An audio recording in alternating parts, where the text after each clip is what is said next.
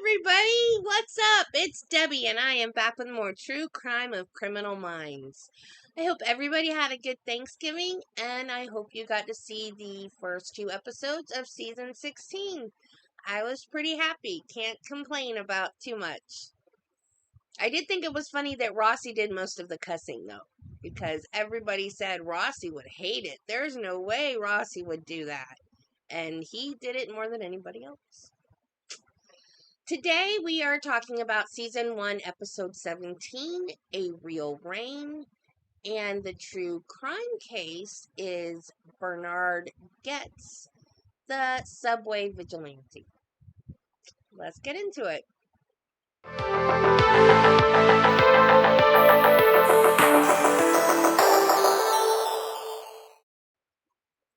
A Real Rain is the 17th episode of season 1. It starts with a man in a hoodie hailing a cab. He has the cabbie drive him to a secluded area in East Harlem. When he gets out of the cab, he shoots the cabbie, stabs him in the ear, and breaks off the knife's blade. Then he blindfolds him. The BAU is called in to investigate because of 2 previous murders with the same MO. The evidence at the crime scenes show that these were not blitz attacks, but carefully planned executions. The next victim was a priest that was killed in the confessional. There was a parishioner at the church shortly before the murder, and she told the BAU that she spoke to him, but he never even looked at her. And his fingers were down at his sides, but they were moving. Like, she said, like he was playing a piano or something, and she thought he needed help. But when she spoke to him, he wouldn't even speak to her. So this leads them to believe that the murders aren't random, that the unsub has specific targets in mind, because had he just been going in there to find anybody, then he would have killed that lady and not the priest, or both of them. So the parishioner tells them that the priest had been indicted for pedophilia, but was acquitted. In fact, all of the victims had committed crimes. One killed her boyfriend with a fatal heroin overdose. Another was charged with vehicular manslaughter. And the cabbie had been acquitted of spousal battery. The BAU realizes that they're dealing with a vigilante. He shot them first to incapacitate them, then stabbed them through the ear with a flint knife to kill them, then blindfolded them like the statue of Lady Justice. When the profile is leaked to the press, they wonder if the unsub could be a cop. Then the unsub kills a cop that was acquitted of killing 2 other cops because the only witness to the shooting was also shot and killed. When another newspaper article is released, the tip line blows up and people praising the vigilante and asking the NYPD to leave him alone. Derek calls Garcia to check for overlap between the victims, and there's no overlap of arresting officers, defense or prosecution attorneys, but all the cases were tried at 100 Center Street, Manhattan. And then they make a big display of, do you know how many cases go through that courthouse every day? And it's in the thousands. Hey, talk to me, baby. Who do you love? Well, that depends on what you're giving me. Don't be such a man. I ran the names of the 5 victims like you asked. No overlap in arresting officers, public defenders, or district attorney. You want a sense of butt? Small butt. That's not what I was jonesing for. You're killing me with entendre. But each one was processed at the Manhattan Criminal Courthouse at 100 Center Street. Do you have any idea how many cases run through there every year? 122,998, but at least we've eliminated 4 other boroughs. Yeah, great. All right, that's a start. Thanks. Ha. Do you have any idea how many cases? 122,998 cases a year. They finally realize that the unsub is a court reporter. And that's what the finger things. He's court reporting all the time. Go to his house. He has not boarded up the windows, soundproofed the windows. He's got like foam padding, soundproofing on the windows, and then it's covered with tinfoil. So he's trying to keep the voices out, is what they realize. He's trying to keep the voices out. So they find all of his court record files there because apparently a court reporter, they all have their own way of doing things. So one court reporter cannot transcribe another court reporter's records. So they take them home and they get paid overtime to transcribe them at home. And they found boxes and boxes and boxes of court reports that he had not transcribed yet. On his court reporter, whatever those things are called, stenos? I don't know what they're called. He has just over and over so much that he's worn the keys down. You can't even read the keys anymore. So they figure out who the next victim is by going through his court reports, and Gideon phones the victim, but he's not home. So while Gideon is still on the phone with the man's wife, he walks in and he's pushed from behind by the unsub. The unsub shoots the man, and when Gideon and Hotch hear the shot, they decide they're going to go into the apartment to try to talk the guy down. And the guy left the door open when he pushed in, so they were able to just walk in with their guns drawn.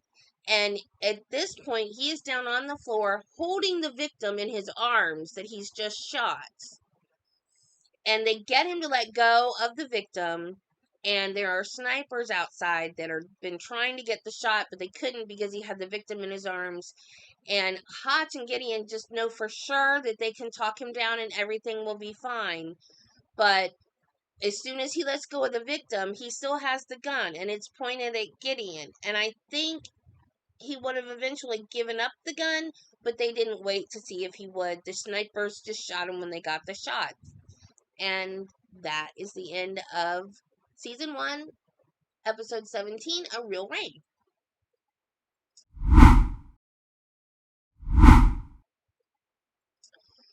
Now, for our true crime, I remember this story. This is another one from the 80s that I remember when I was a kid.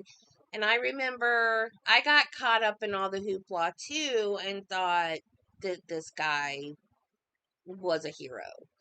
Now, though, I have a very different opinion. Like with last week with the Patty Hearst episode, I said it's kind of hard to tell because, like, it seems like she was willing, but then it seemed like she was doing just whatever she had to do to stay alive, and there's no really way to figure it out because we weren't there. We're not inside her head, you know. But with this guy wouldn't shut up. That's the problem with a lot of these criminals is they don't know when to shut up. And that's what, well, I guess I shouldn't say problem because that's what gets them caught is they just don't know when to shut up. And this man, oh my gosh, Bernard Goetz. My sources for this is Wikipedia, Daily Mail, American Justice, and the Infographic Show on YouTube. On December 22nd, 1984, 4 black teenagers were shot on the subway. Barry Allen, 19, Troy Canty, 19, Daryl KB, 19, and James Ramseur, 18, were shot by Bernard Goetz when they approached him and asked for $5. Eyewitness accounts vary, with some believing that it was justified and others believing it was not. All 4 of the teenagers survived, but one was paralyzed from the waist down. Bernard Hugo Goetz was born on November 7th, 1947 in Queens, New York. The youngest of 4 children, Goetz was raised largely in upstate New York. Okay, these people were rich. I do not know what the business was that his family had that got them this money, but they were rich. He was sent to Switzerland to attend boarding school. His father went to prison for SA of 2 teenage boys when Bernard was 12 years old, and to spare him further embarrassment, he was sent to Switzerland. He eventually returned to the U.S. and enrolled at New York University, where he earned a degree in electrical and nuclear engineering. In January 1981, he was attacked by 3 teenagers at a subway station. He was lucky to escape with just a knee injury, but 2 of the 3 assailants managed to escape, and the others spent just a few hours at the police station. The 3rd guy, the one that they caught, ripped Goetz's jacket, like ripped the pocket off or something. Not anything major. He was only charged with criminal mischief. Goetz was furious and applied for a gun permit before the year was out, but he was denied the permit and obtained a gun illegally. I don't know why he was denied the permit. On December 22nd, 1984, Goetz entered an empty Manhattan train carrying an unlicensed .38 caliber revolver. Goetz had barely taken his seat when the young men approached Goetz and asked for $5. When Goetz refused, Canty responded, "Give me your money." The four teenagers were on their way to Manhattan to rob a video arcade, and they were armed with sharpened screwdrivers. However, no one on the subway saw their weapons. Goetz stood up and fired 5 shots in rapid succession. One hit Canty in the chest, one hit Allen in the back, one hit Ramser through the arm and into his side. The fourth shot missed, and the last shot went into KB's side, severing his spinal cord and paralyzing him from the waist down. Now, there were about 4 or 5 different versions of this, because no one is sure. This man just started shooting in a subway car, and nobody really knows exactly which shot, when, what order of shots, all that kind of stuff. So, for the longest time, he thought that KB had been shot twice. He didn't know that one bullet had missed. That missed bullet became a charge of reckless endangerment because there were other people on the train that could have been hit by that ricochet of the bullet.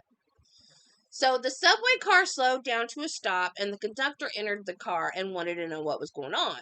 And so the conductor asked Goetz if he was a cop, and Goetz said no. And he saw that he had the gun, and he asked him to give him the gun, but he refused. So when the subway car got to the next station, Goetz got off the subway, but he got off on the tracks, and he started going one way, and then changed his mind and walked the other direction, and then climbed up onto another subway station, like the next one down, like not the one where the train stopped.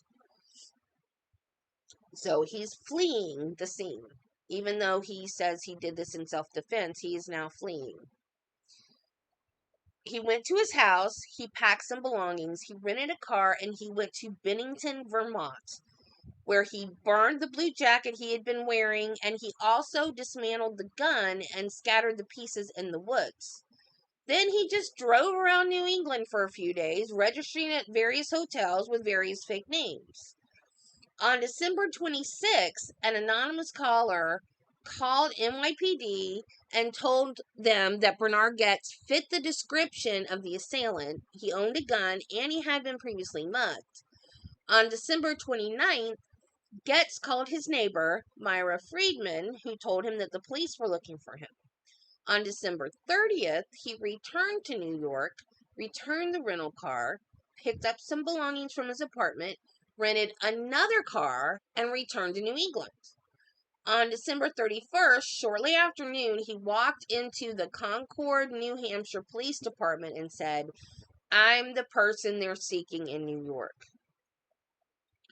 The Concord police conducted an audio-taped interview that lasted 2 hours.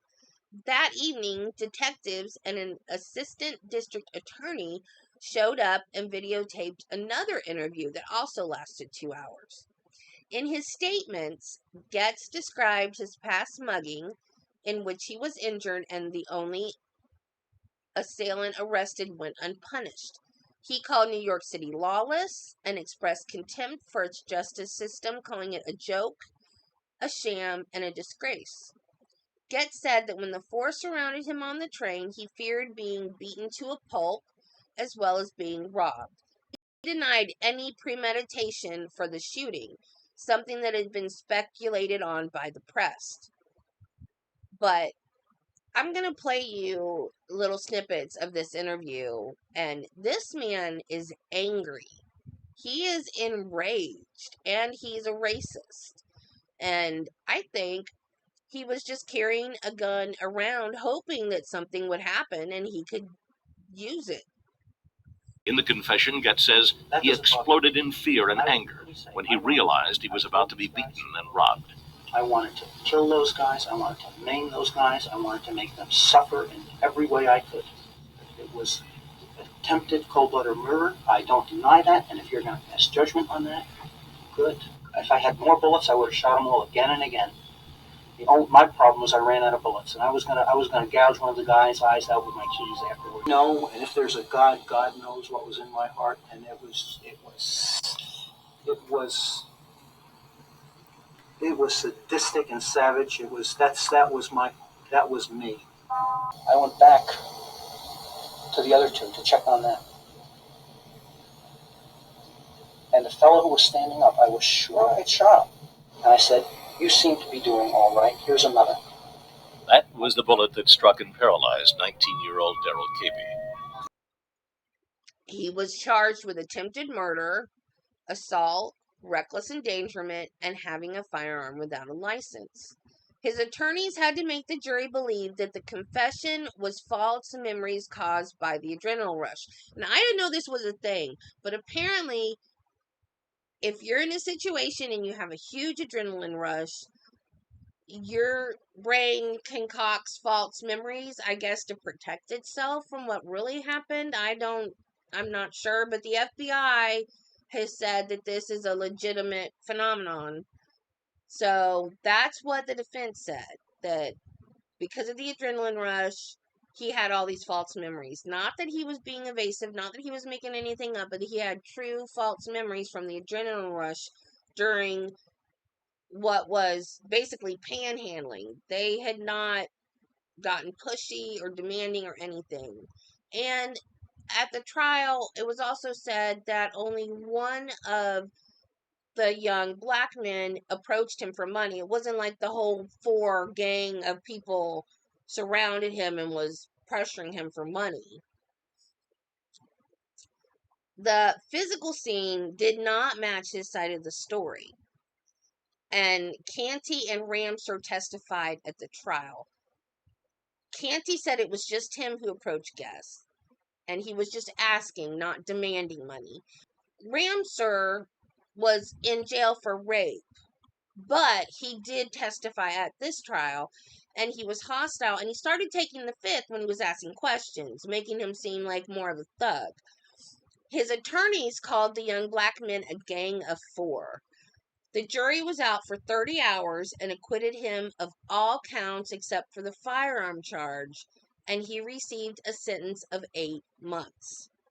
Shortly before the incident, Goetz stated at a building associating meeting that he was going to clean up the neighborhood.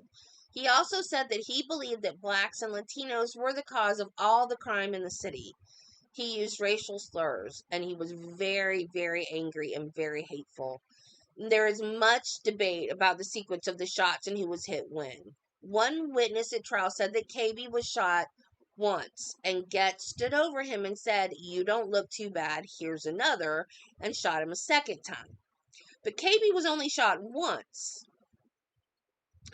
What the 2 things they debated about was that he was shot with the 4th shot, and he was standing in front of the seat, and he was shot, and when he was shot, he sat down in the seat instead of falling to the ground because the seat caught him.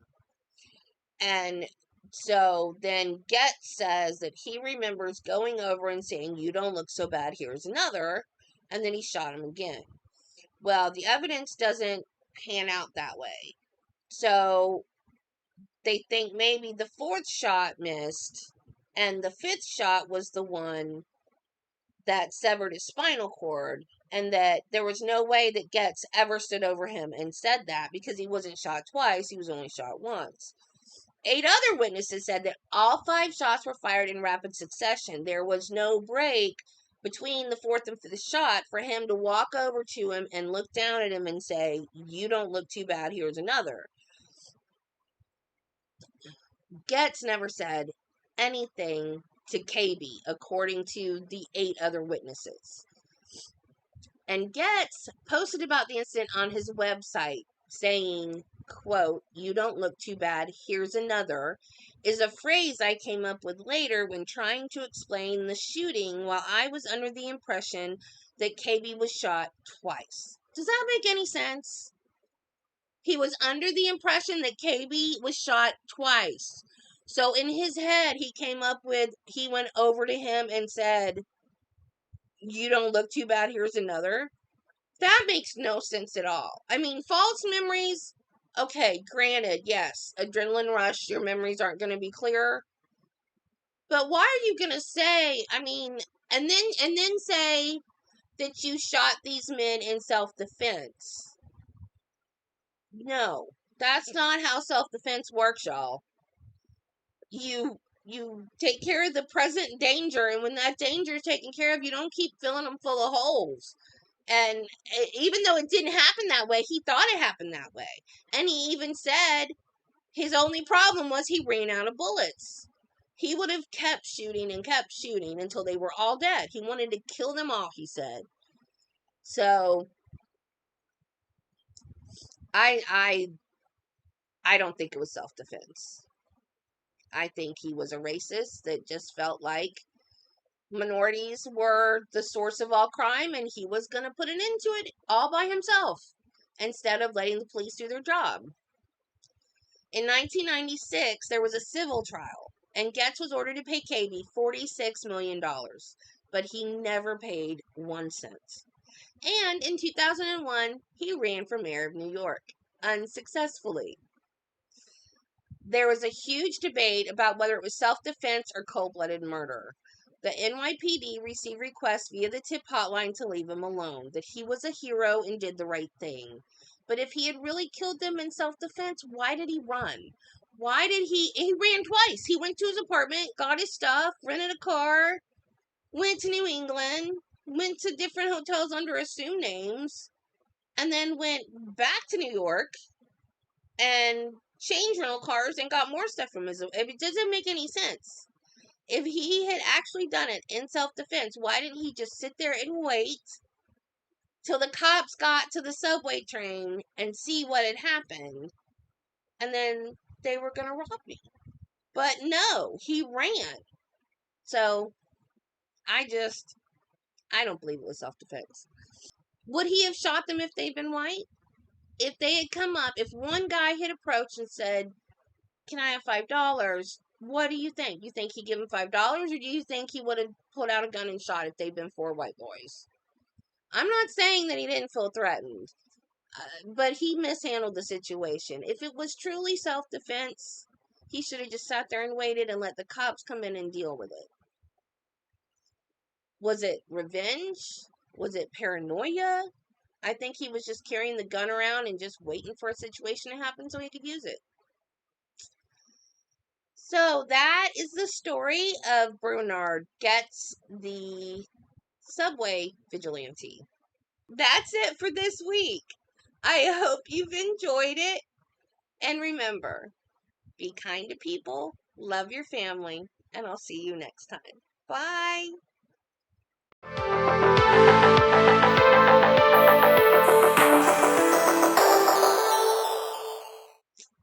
So I hope you have enjoyed it.